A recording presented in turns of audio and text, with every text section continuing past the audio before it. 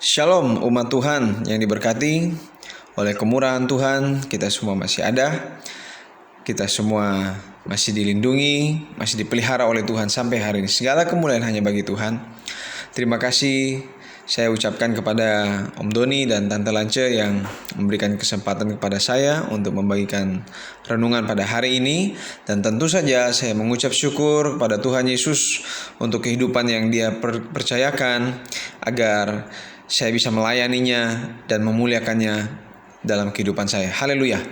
Baik saudara, saya akan membagikan renungan. Kita buka sama-sama di Kisah Para Rasul pasal 2 ayat 44. Sekali lagi, Kisah Rasul pasal 2 ayat 44 berkata demikian. Dan semua orang yang telah menjadi percaya tetap bersatu, dan segala kepunyaan mereka adalah kepunyaan bersama, saudara.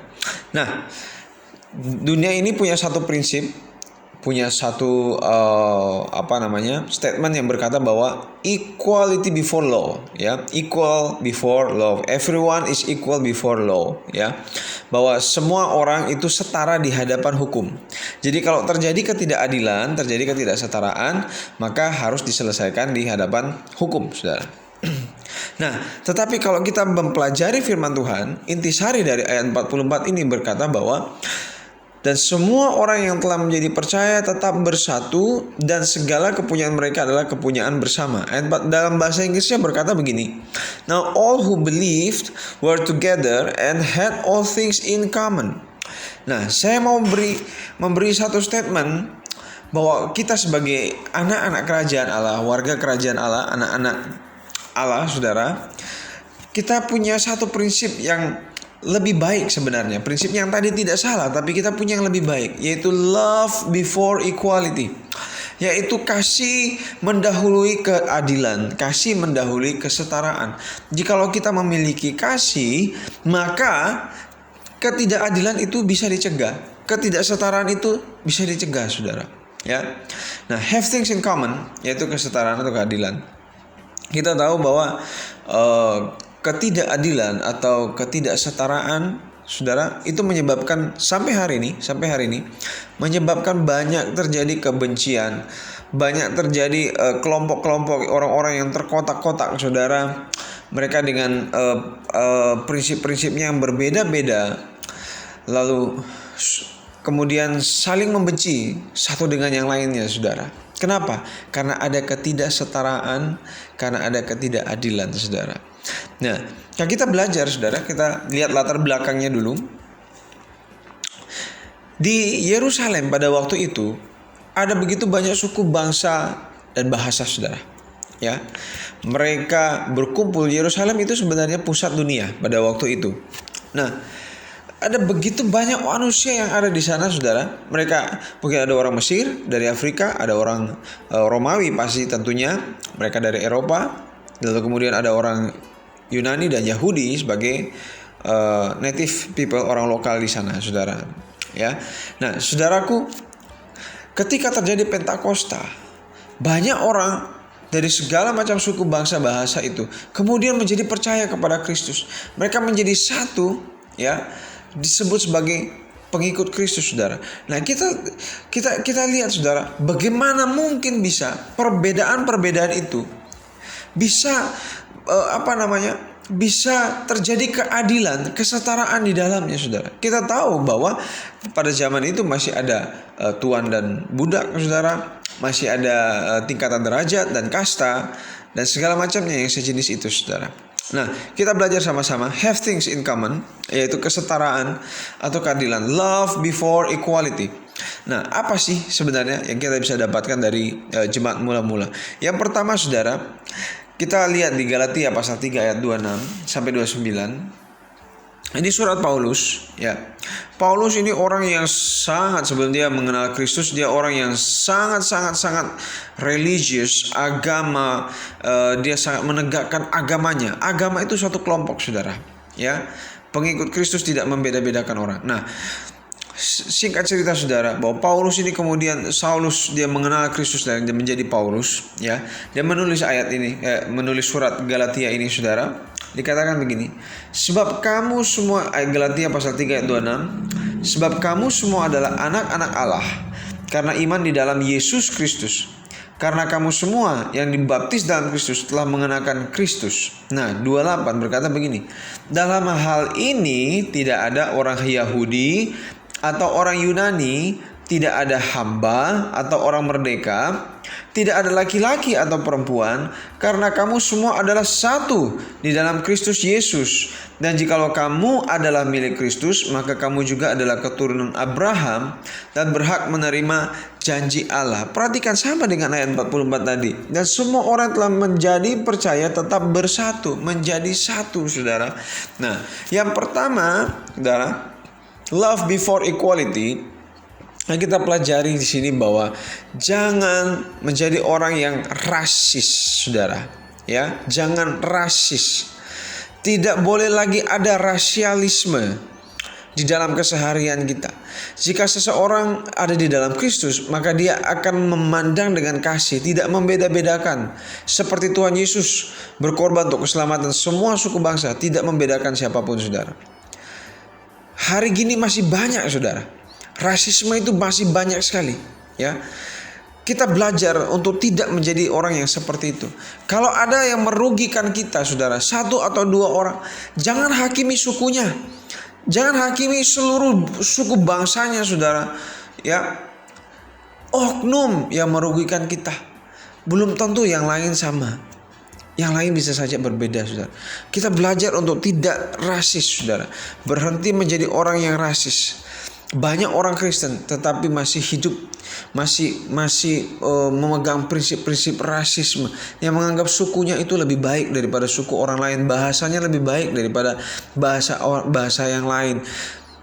Bapak ibu saudara yang dikasihi oleh Tuhan, have things in common. Love before equality. Kasih itu mendahului keadilan, kesetaraan. Jangan memandang karena warna kulit. Jangan menghakimi karena perbedaan-perbedaan, saudara. Stop rasisme. Semua jiwa berharga di hadapan Tuhan. All lives matter. Puji Tuhan, saudara. Nah, itu yang pertama, saudara. Jangan rasis. Kalau masih ada yang rasis, ketika saudara mendengarkan firman Tuhan ini, saudara datang kepada Tuhan, bertobat dan minta Tuhan mengubahkan hati saudara. Haleluya. Nah, yang kedua, saudara, apa yang kita pelajari dari jemaat mula-mula ini? Amsal 6, ya, kita buka sama-sama di Amsal pasal 6 ayat 16 sampai 17. Dikatakan begini, saudara, ayat 16, 6 perkara ini yang dibenci Tuhan, bahkan 7 perkara yang menjadi kekejian bagi hatinya. Yang pertama, saudara, dikatakan apa? Mata sombong, ya. Nah, saudara, equal look. Yang kedua adalah equal look. Memandang dengan setara. Memandang dengan tidak menghakimi, saudara. Tuhan membenci mata sombong. Tuhan membenci orang yang memandang dengan apa, saudara? Dengan menghakimi. Hanya karena melihat perbedaannya. Hanya karena profesinya yang kelihatannya tidak mewah, tidak wah gitu, lalu kita hakimi. Saya beritahu saudara, apapun pekerjaan seseorang, entah itu terlihat bagus atau tidak, kalau itu bukan dosa, maka itu mulia di hadapan Tuhan. Kita harus menghargai, kita harus belajar untuk memiliki mata yang penuh dengan belas kasihan. Sekali lagi, mata yang penuh dengan belas kasihan, memandang orang lain, tidak menganggap rendah, saudara. Karena status ekonominya, karena status jabatannya atau pangkatnya, atau kita merasa lebih dari mereka hanya karena mobil kita lebih bagus mungkin, hanya karena pakaian kita lebih bagus. Bapak ibu saudara yang dikasihi Tuhan, firman Tuhan datang, mohon maaf dengan keras pada hari ini, saudara. Kita perlu menobatkan mata kita, saudara. Mentobatkan mata kita. Jangan memandang dengan sombong. Ketika kita melirik seseorang dan melihat profesi orang itu, saudara, atau ketika dia tertimpa oleh suatu masalah, jangan langsung kita hakimi. Jangan langsung kita berpikir dalam pikiran kita bahwa orang itu adalah rendah, saudara. Ya, jadi kita bertobat dari mata sombong. Mata sombong. Bertobat, saudara. Kalau saudara masih sering punya pandangan seperti itu, saudara melihat, lalu kemudian saudara memandang dengan sombong. Ini banyak terjadi, saudara. Mari datang ke hadirat Tuhan. Minta Tuhan sucikan mata kita. Minta Tuhan basuh dengan darahnya, sehingga kita bisa melihat seperti Yesus melihat. Kita orang Kristen seharusnya melihat seperti Yesus melihat. Tidak menganggap rendah orang lain hanya karena perbedaan-perbedaan yang ada, saudara. Nah, yang ketiga, saudara, have things in common, yaitu kesetaraan atau keadilan, saudara. Love before equality. Yang ketiga, kita belajar dari jemaat mula-mula adalah kita mengharapkan berkat. Ya, kalau kita kembali ke Kisah Rasul ini, saudara, Kisah Rasul pasal 2 ayat 44 tadi, ayat 45 dikatakan, dan selalu ada dari mereka yang menjual harta miliknya, lalu membagi-bagikannya kepada semua orang sesuai dengan keperluan masing-masing. Apa yang kita pelajari dari sini, saudara? Ada orang yang ada orang-orang dari kelompok pengikut Kristus ini yang menjual harta miliknya, membagi-bagikan kepada orang sesuai dengan keperluan masing-masing. Artinya apa, saudara? Bahwa mengharapkan berkat, mengharapkan kesuksesan untuk orang lain. Bahkan pada zaman itu mereka merasa jikalau itu harus melalui mereka mau menjadi saluran berkat untuk orang lain.